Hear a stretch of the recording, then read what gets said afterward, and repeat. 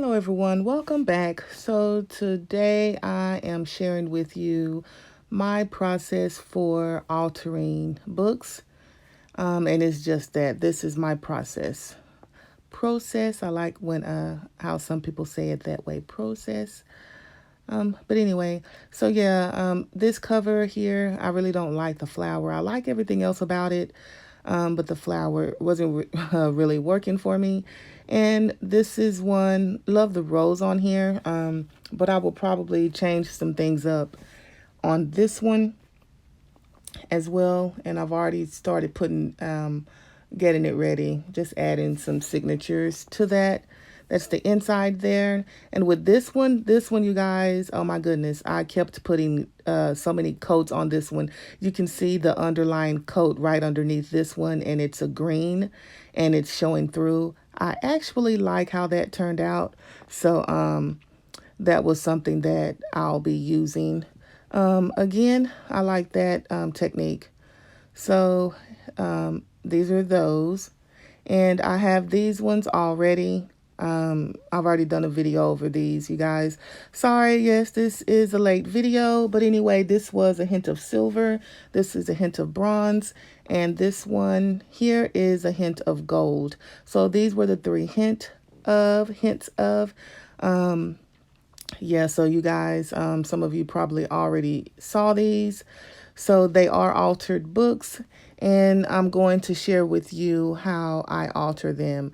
So first things first, I go to the Dollar Tree and pick some books up for $1. This one here, this yellow one, or mustard color, I'm pointing out that embossed image right there. With your regular just some regular thin fabric that shows through, but I'm going to disguise that. So I'm just going to remove the text block from the covers. And so to do that, I just maneuver the book in such a way as not to cut into the spine at all if possible. But if you do, that's fine, because we're going to be reinforcing that anyway. So I prefer using this this craft knife, this tool cutter, this box cutter.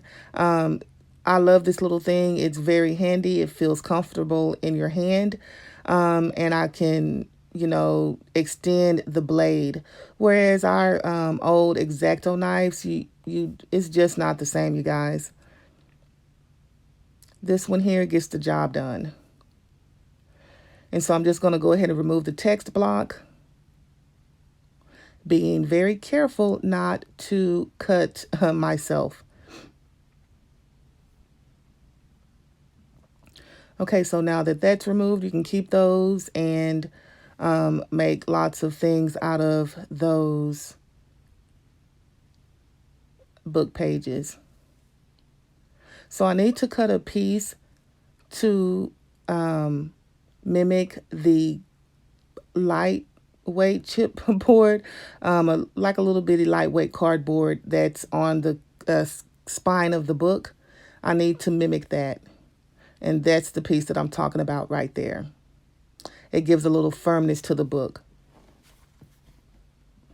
So I use old, this is an old cracker box. You can use an old cereal box or whatever you choose to use. You can even use some file folders. But anyway, so I've just measured that down. I'm going to stick that in the center there and make sure that I can close the book up without the spine piece that I've cut bunching up. Because if that happens, you need to cut it down some more or trim it off. So using Jen's glue, as you saw, and today this glue was sticking faster than normal, depending on the temperature and the humidity level. You guys, your glue will respond differently. So I am going to reinforce my journals with Tyvek. It's what I use. You can also use muslin or some other fabric. Now, if I had some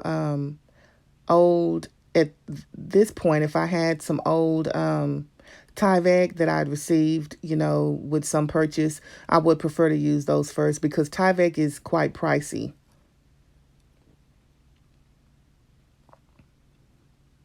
So the proper way to do this, and I'd gotten distracted. Um, so I'm giving you a spiel right now.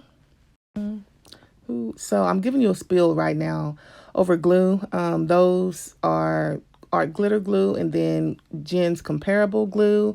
This is Yes Paste. I saw a trace of sparkle using this and I loved her work. Of course, I went off and made a purchase, but this is actually some pretty good glue, you guys. It is quite messy and you need to use a bank card or something, an old credit card or something to maneuver that around. I don't know how it will handle the Tyvek there, so we're not gonna take a chance on that today. Fabric glue is my go-to adhesive for adhering Tyvek because the art glitter glue and Jen's glue, that comparable glue there. This is also Jen's glue, this fabric glue that's comparable to the fabric tack. Now, art glitter glue, that's a 2-ounce bottle, and Jen's glue is a 4-ounce bottle. Now, the time of when I purchased these, which was some time ago, they were the same price. So you're getting a much better value with Jen's glue. And like I said, you usually have more time to play with it, but today was just one of those days it wanted to act like glitter art glitter glue. Now, if you need something to stick like, extremely fast, go to your art glitter glue. But if you want a little playing time, Jen's glue is just my go-to glue right now. But I do want to keep in mind, what is it? Tacky glue, you guys. It's just the best, cost effective. It takes quite a while to dry. I mean, it takes quite a while to dry. Now, I also use score tape, but score tape can be a bit pricey when you're trying to do all of these little pieces. Plus, it's more time consuming. You have to tear the piece off, measure it out, tear it again, burnish it, and all of that. And I just prefer using this fabric glue. Now, the way to do that is to glue the center down first, the spine piece first, get into all the nooks and crannies, and then glue the front cover and the back cover. But this worked out fine. I didn't have to worry about that. So now I'm just going to show you some of the stencils that I have. So I'm going to try and disguise that embossing piece right there. So these stencils here that I'm showing you right now come from AliExpress. I'm just trying to match up which one I want to put here. And the next ones are ones, nope, these are AliExpress as well. That one's nice. But these here came off of Amazon. They're a bit pricey, but I got them the next day, and that's why I purchased them. Plus, I love the designs. So that one is going to do exactly what I need it to do. It's big enough, yet not too big, and it has enough going on that it can disguise that embossing on that cover. So I'm going to use some score tape to adhere that the stencil down to the book so that the stencil is not moving around.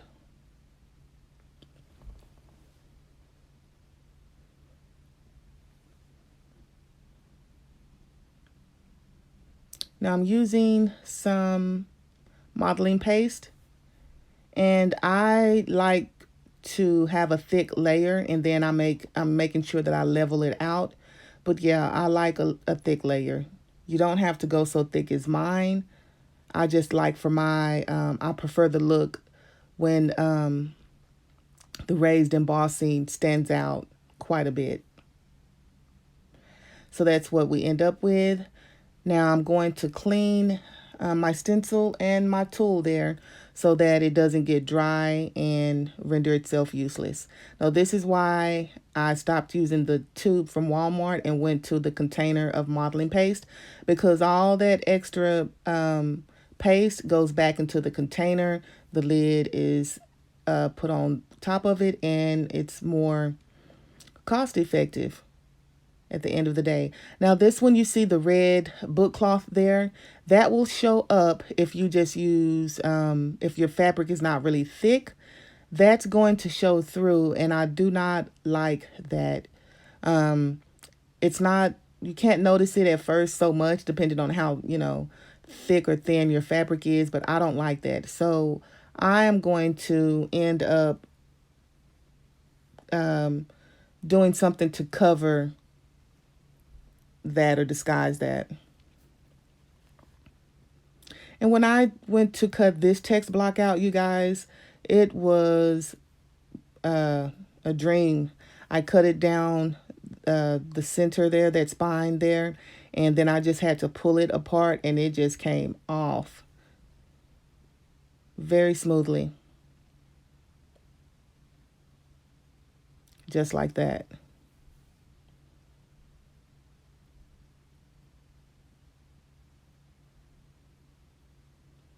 I'm going to do the same to the back. Just being careful, like I said, not to cut yourself.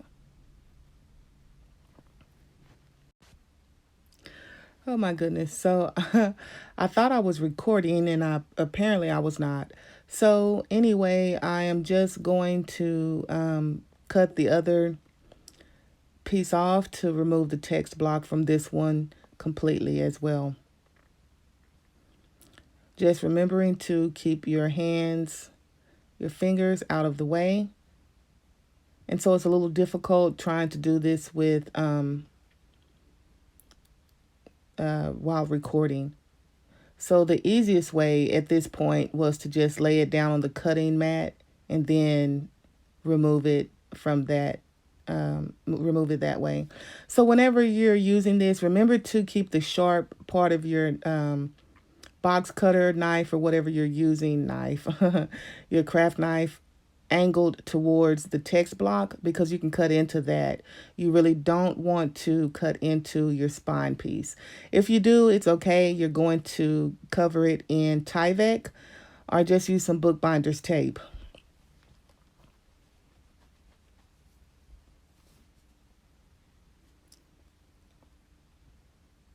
You could probably even use masking tape. I don't know. I haven't tried that one yet. Do not want to try, but hey, it's masking tape. Now, I used some duct tape, and I remember scrapbooking. I don't know who it was, but someone was using masking tape, Of course, I have the clear kind, but anyway, that may be an alternative as well. Oh, and also, I have Tyvek tape. I went out and purchased it when I saw Sharon using it, and I have yet to use that tape, but she said it was really, really good, you guys. And I imagine that it is because it's Tyvek, right? So here I'm just marking off the one flower from the lily from the iris, so that I don't get any of the modeling paste onto the iris. I just want to, onto the lily. I just want to focus on the iris here.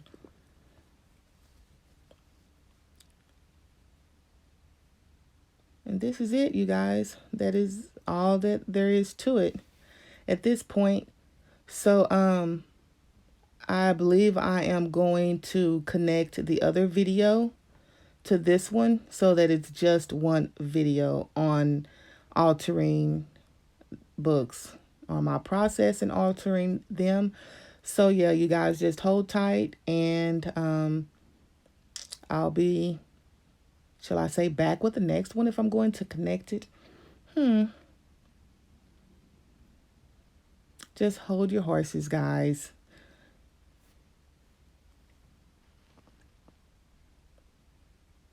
Why am I going so slow? That's just really ridiculous. I must have been tired. I must have been really tired, you guys, because there is no need for that. Okay, you. I'm sorry. You just have to laugh at yourself sometimes, guys, especially with everything that's going on right now, and just period, anytime. You just have to laugh. Okay, here we go with the next